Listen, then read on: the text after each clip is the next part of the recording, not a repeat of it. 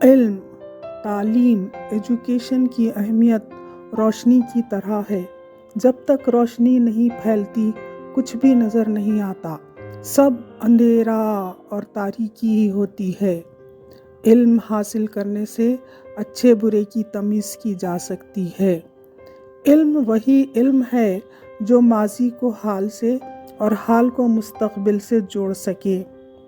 علم صرف کتابوں میں ہی نہیں، زندگی کے تجربات سے بھی حاصل کیا جا سکتا ہے۔ علم جب کلاس رومز سے نکل کر کووڈ کے دوران آن لائن کلاسز میں آ گیا تو پھر بچوں نے اپنے ماں باپ کو ہی چیٹ کرنا شروع کر دیا۔ ادھر کلاس چلتی رہتی اور ادھر اپنے ساتھی بچوں سے چیٹنگ شروع ہو گئی۔ اس کے بعد اسکول بھیجانے سے یہ لوگ یہ سمجھنے لگے کہ ٹیچر جو ہے وہ ایک زرخرید غلام ہے جو ان کے والد کی تنخواہ سے خریدا گیا ہے۔ حصول تعلیم کے دوران طالب علم اور ٹیچر دونوں ایک دوسرے کے سامنے ہوتے ہیں اور ایک دوسرے کا پاس و لحاظ ضروری ہے، لیکن ہوتا کیا ہے بلکہ ہوتا کیا آیا ہے ہم عصمت چغتائی کے اس افسانے میں سنیں گے۔ عصمت چغتائی کا یہ افسانہ بیکار ایک ایسے گھرانے کی کہانی ہے جو آزادی سے قبل یا بعد کے ہندوستانی گھرانوں کی بدحالی اور بے حالی کو بیان کرتا ہے۔ اس میں 3 اہم کردار ہیں، ایک حاجرہ بی، دوسرے باقر میاں اور تیسرے اماں جی۔ بظاہر یہ وقتاً فوقتاً آنے والے ریسیشن کی کہانی ہے جس میں کئی ملازمین اچانک ملازمت سے نکال دیے جاتے ہیں، اور ریسیشن یا تخفیف کی یہ کہانی کیسے ٹھوکر کھاتی ہے اور کیسے کوشش کرتی ہے ایک گھر کی بیوی اس گھر کو سنبھالنے کی، اور اس نتیجے میں جو توڑ پھوڑ ہوتی ہے وہ اس کہانی بیکار میں حاضر ہے۔ افسانہ کافی طویل ہے، اس لیے کئی جگہ کئی پیراگراف حذف کر دیے گئے ہیں، مگر عصمت چغتائی کی زبان کا چٹخارا آپ کو باقی حصے میں ملے گا جہاں پر باقر میاں اور حاجرہ بی وغیرہ کے ڈائیلاگز ہیں۔ باقر میاں کی تنخواہ پہلے ہی قلیل تھی، صرف 80 روپے تنخواہ، مہنگائی بھتہ، امتحانوں کی فیس ملا کر گزر ہو جاتی تھی، کچھ بچتا ہی نہیں تھا، مگر قرض پھر بھی ایک مہینے سے دوسرے مہینے تک چلا جاتا تھا۔ نسیم کی پیدائش میں بھی کھینچ تان کر پورا پڑ گا، مگر حاجرہ کا بخار جان کو لگ گیا تو جھمکیوں کو بیچنے کی نوبت آئی۔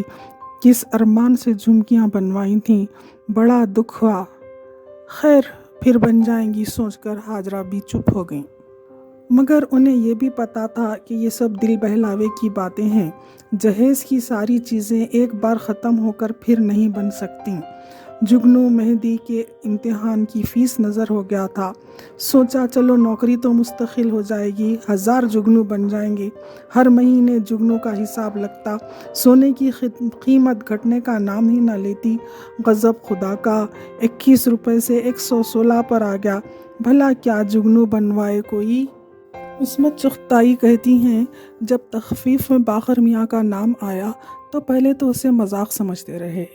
9 برس نوکری کی ہے، مستقل نہیں تھے تو کیا ہوا، ہو جائیں گے، اپنی سرکار ہے، اپنی فکر آپ کرے گی، خیر نوٹس ملا ہے تو کیا ہوا، پہلے بھی کئی بار مل چکا تھا، ذرا سی دوڑ دھوپ کے بعد پھر کسی دوسرے اسکول میں لگا دیے جاتے تھے، ایک دفعہ 6 مہینے کہیں جگہ خالی نہ تھی تو رجسٹرار کے دفتر ہی میں لگ گئے تھے، مطلب تو تنخواہ سے تھا، جب تک ملتی رہی خیال بھی نہ آیا کہ عارضی ہے یا مستقل، مگر اب انہوں نے جو سستی کی تھی، لاپرواہی کی تھی، اس کی وجہ سے ان کی 9 سال کی نوکری جاتی رہی۔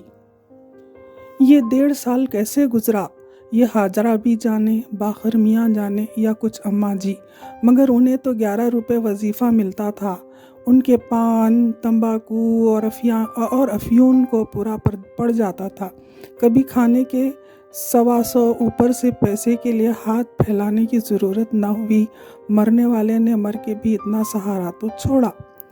कैसी झुमकियाँ और कैसा गुलूबंद, एक एक करके तार तार पहले गिरवी हुआ, फिर बिक गया। अफसरों के घर की खाक ले डाली, पर नौकरी वापस नहीं मिली। साल में 6 महीने 2-1 ट्यूशन मिल जाते, मगर भरी क्लास पढ़ाने के आदि छोटे छोटे बच्चों को पढ़ाते बौखला उठते। घर की गिरती हुई हालत ने हाजरा बी को मजबूर किया कि वो पढ़ाने के लिए राज़ी हो जाएं, लेकिन अम्मा बी को बहुत गुस्सा आया। बाखर मियाँ बहुत खफा हुए, लेकिन एक दिन ऐसे हालात हुए कि पड़ोसियों ने उनके मुंह पर दरवाजे बंद कर लिए और कोई भी खर्च देने राज़ी ना हुआ। तब जाके हाजरा बी ने पढ़ाने के लिए स्कूल में अर्जी दे दी। आपस के झगड़े दिन ब दिन बढ़ने लगे और एक मर्तबा यूँ हुआ कि बाखर मियाँ रात को थके हारे टकासा जवाब पाकर जूं ही घर में घुसे, अम्मा जी का रिकॉर्ड फिर से शुरू हो गया। आधी रात तक चलती रही चक्की। हाजरा ने भी मियाँ को जलकर निकट्टू कह दिया और बाखर मियाँ ने हिसाब किताब लगाकर हाजरा बी को फूहड़ साबित कर दिया। अम्मा जी ने इन दोनों को कुछ बाकी रहा था कह सुनाया, मगर किसी के कलेजे में ठंडक न पड़ सकी। हाजरा भी रात भर रोती रहीं, अम्मा जी कराहती रहीं और बाखर मियाँ ठंडी आहें भरते रहे। और फिर ये तय पाया कि जैसे ही बाखर मियाँ को नौकरी मिलेगी ये नौकरी छोड़ देंगी। हाँ जी, बस मैंने बोर्ड की मीटिंग में अर्जी देने का फैसला कर लिया है। मैं खुद जाऊंगा स्कूल कमेटी के दफ्तर, देखता हूँ क्या जवाब देते हैं। हाजरा बी ने कहा, कोई मुझे शौक़ है मनहूस नौकरी का, तुम्हें नौकरी मिल जाए तो मैं करूँ ही क्यों। हाजरा बी ने भी इत्मीनान दिलाया। जब तक बाखर मियाँ को नौकरी मिलती, हाजरा बी ने मुबल्लिग 52 रुपये पर स्कूल में बच्चों की पहली जमात को पढ़ाना शुरू कर दिया। तजुर्बे से मालूम हुआ कि इस तरीक़े तालीम में इल्म से ज़्यादा धमकों और तमाचों की मांग है। सुबह से लेकर शाम के 5 बजे तक गला फाड़ कर बच्चों को डांटना, उनकी मार पिटाई में अपनी पिटाई को धाक बनाकर अमन कायम करना, बड़ी उस्तानी जी को राम करने के लिए सारे वक्त उनके ख़ानदान भर की साड़ियाँ, ब्लाउज़ काढ़ना, स्वेटर बुनना, लिहाफ तोशक में डोरे डालना। हाजरा बी की कढ़ाई की वो धाक बंधी कि हर मेहरबान ने इतनी साड़ियाँ कढ़वा लीं कि आँखों के आगे तारे नाच उठे। इस्मत चुगताई कहती हैं, सबको ही हाजरा बी के घर का हाल मालूम था और कुछ न कुछ देते दिलाते ही रहते थे। मगर एक दिन जब बड़ी उस्तानी जी ने कुछ पुराने कपड़े बच्चों के लिए दिए तो हाजरा बी को ताव आ गया। जी चाहा कह दें उस्तानी हूँ, भिकारन नहीं हूँ, पर कुछ सोचकर गुस्सा पी गई। क्या फ़ायदा बिगाड़ करने से, ज़रा 2 रोटी का सहारा हुआ है, कहीं वो भी हाथ से न जाए। मगर घर आकर कपड़े मेहतरानी को दे दिए। अम्मा भी ने फ़ौरन नोट कर लिया। बाखर मियाँ के आते ही जड़ा, अच्छे भले कपड़े मेहतरानी को दिए जा रहे हैं, इनके बाप के घर यूं ही लंगर बटते थे क्या। जब ही तो कहूँ बेटा तेरी कमाई में बरकत क्यों नहीं। जब से बीवी को नौकरी मिली थी बाखर मियाँ का अजीब हाल था, न उगले बनती थी न निगले। बस चलता तो बीवी को एक पल नौकरी न करने देते। यार दोस्त मजाक ही मजाक में चुटकियाँ भरते, यार ऐश तुम्हारे तो मज़े हैं, मज़े से बीवी कमाती है और बैठ के खाते हो। यार दोस्तों ने हसद में आकर बाखर मियाँ को इतना सुनाया, फिर भी वो ला हौल वला कुव्वता कहते कहते घर वापस आ जाती। तरकश के तीर बाखर मियाँ के सीने में उतरते रहते और वो खिसियाने हंसकर बात टालते रहते, सुनी अनसुनी कर जाते। जब बर्दाश्त की ताकत शल हो जाती तो किसी बहाने से उठकर चले आते ही अम्मा जी 2-4 और टिकाती। आज नसीम को नाश्ता भी नहीं दिया, बेगम साहिबा चलती बनी। मैं क्यों इतने सवेरे से स्कूल मिट गए हैं, क्या हुए हैं मियाँ। मैं बुढ़िया खबर में पैर लटकाए बैठी हूँ, आज मरी कल दूसरा दिन, मगर मुझे तुम्हारे ऊपर तरस आवे है। कैसे गुजर होगी इन बच्चों पर, क्या असर पड़ेगा। अम्मा का पैर घड़ी भर को घर में नहीं टिके है। باخر میاں کا خون کھول جاتا۔ اسکول کے بعد بڑی استانی جی رجسٹروں کا جانچ پڑتال شروع کروا دیتی یا لائبریری کی کتابوں کی فائل لے بیٹھتی، امتحان کے پرچے نقل کروانے لگتی۔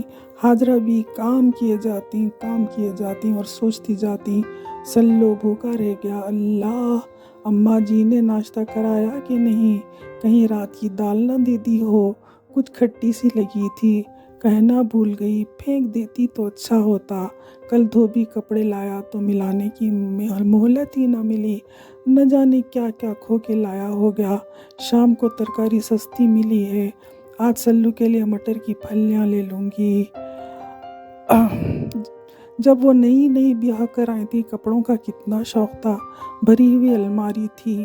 اب تو باخر میاں بھی 30 سال کے بوڑھے لگنے لگے ہیں، بلکہ پورا گھر ہی بوڑھا ہو گیا ہے۔ اپنے خیالوں میں گم حاجرہ بھی کام کیے جا رہی تھی کہ بڑی استانی کی آواز نے چونکا دیا، حاجرہ بھی یہ لسٹ تو ایک سرے سے غلط ہے، یہ دیکھو یہ تو تیسری کلاس کے نمبر ہیں، یہ کہاں تم نے پہلی میں ٹھونس دیے، تمہارا دل بالکل نہیں لگتا، چند دن سے میں دیکھ رہی ہوں تمہاری کلاس میں بھی غل مچا رہتا ہے۔ جی میں ابھی کیے دیتی ہوں۔ باخر میاں نے تھکی ہاری حاجرہ بی کو گھر آتے دیکھا تو ایک ایک کر کے سارے زخموں کے منہ کھل گئے۔ کہاں سے تشریف آ رہی ہے اتنی دیر میں؟ جہنم سے، حاجرہ بی نے چڑھ کر کہا۔ اے بھیا تم کون ہوتے ہو پوچھنے والے، کماؤ بیوی ہیں، کوئی مذاق ہے؟ پیٹ کو ٹکڑا دیتی ہیں، جب جی چاہے گا آویں گی، جب جی چاہے گا جاویں گی۔ دن بھر مکھیاں مارنے کے بعد اماں جی کی منہ کو ذرا ہوا لینے لگ گئی اور آگ پر تیل چھڑکنا شروع کر دیا۔ میں پوچھتا ہوں کہاں لگائی اتنی دیر؟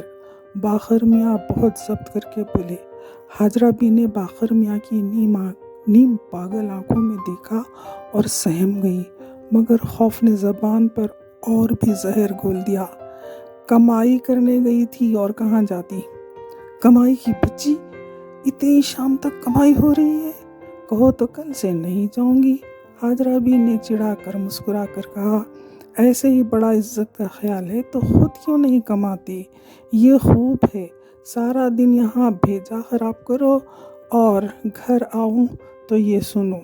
حاجرہ بی جانتی تھی کہ وہ سب جھوٹ کہہ رہی ہیں۔ باخر میاں نے کتنے دن ہو گئے چٹخارا لے کر کھانا نہیں کھایا تھا۔ وہ لاکھ پوچھتی، ٹھیک ہے نمک؟ وہ چونک کر کہتے، ہاں سب ٹھیک ہے، پھر اپنے خیالوں کے جال میں الجھ کر ڈوب جاتے۔ اٹھیے بستر کر دوں؟ وہ نرمی سے کہتی۔ رہنے دو، رکھائی سے جواب ملتا۔ اب ان نخروں سے کیا فائدہ؟ وہ کوئی نرم بات کہنا چاہتی، مگر نرم باتیں تو جیسے خواب ہو گئی تھیں۔ کہہ دیا ایک دفعہ رہنے دو۔ باخر میاں غرائے اور حاجرہ بھی اپنی پلنگڑی پر پڑ کر گر گئیں۔ بیتی زندگی کے سہانے خوابوں میں کھو جاتی، جیسے وہ خواب کسی غیر کے ہوں۔ کتنے دن ہو گئے تھے وہ دونوں ایک دوسرے سے پیار سے نہیں بولے تھے۔ نوکری کے بعد باخر میاں اس سے دور ہوتے چلے گئے۔ وہ سمجھتی تھی کہ اس کی قربانی کو سراہا جائے گا، ساس کے کچوکے کم ہو جائیں گے، میاں کا پیار تو ملے گا۔ میاں کما کر لاتا ہے تو بیوی اس کے عوض میں پیار دیتی ہے۔ اگر بیوی کما کر لائے تو کیا میاں کا یہ فرض نہیں کہ وہ کم از کم اسے اپنے پیار سے تو محروم نہ کرے؟ آخر اس کا قصور کیا ہے؟ یہی نہ کہ وہ سب کو فاقوں سے بچا رہی ہے، بچائے شاباشی دینے کے محلے کی عورتیں تک اسے حقارت سے دیکھتی ہیں، جیسے وہ بازاری عورت ہو اور وہ پاک دامن گرہستنی۔ آج کل باخر میاں بالکل بیکار سے خاموش پڑے رہتے۔ ایک دن وہ تھا جب نوکری سے عاجز تھے کہ پیار کے لیے وقت نہیں ملتا، خود اس کا جی چاہتا ہر دن اتوار ہی رہے، اور جب زندگی مسلسل ایک اتوار بن گئی، اس کا دم گھٹا جا رہا تھا۔ کیا وہ دن کبھی لوٹ کر نہیں آئیں گے؟ کیا وہ میاں بیوی کی زندگی میں ہی بیوہ ہو گئی؟ خدا نے جیسے سن لی۔ ایک سایہ سا اپنے اوپر جھکا ہوا محسوس ہوا۔ باخر میاں اسے سوتا سمجھ کر مڑ کر جانے لگے۔ تڑپ کر ہاجرہ بی نے ان کی آستین پکڑ لی۔ ساری غربت، ساری کثافت دو پیار کرنے والوں کے آنسوؤں نے دھو ڈالی۔ وہ اس کے بازو میں غافل سو رہے تھے جیسے برسوں کے جاگے ہوں۔ وہ اس کا بازو سن ہو گیا مگر وہ ہلی نہیں۔ بہت دن بعد سوئے تھے باقر میاں۔ اس نے خواب میں دیکھا باقر میاں کو نوکری مل گئی ہے، وہ اسکول جا رہے ہیں۔ انہوں نے خواب میں گلوری دی تو انہوں نے اس کی انگلی میں آہستہ سے دانت گڑ دیے۔ ساری کائنات گدگدی سے اچھل پڑی اور ہاجرہ کی آنکھ کھل گئی۔ کوئی اسے جن جوڑ کر اٹھا رہا تھا۔ اٹھ نصیبوں جلی، تیرا ارمان پورا ہو گیا۔ اماں بھی سر پیٹ کر کہہ رہی تھیں، ہائے ڈائن میرے لال کو کھا گئی۔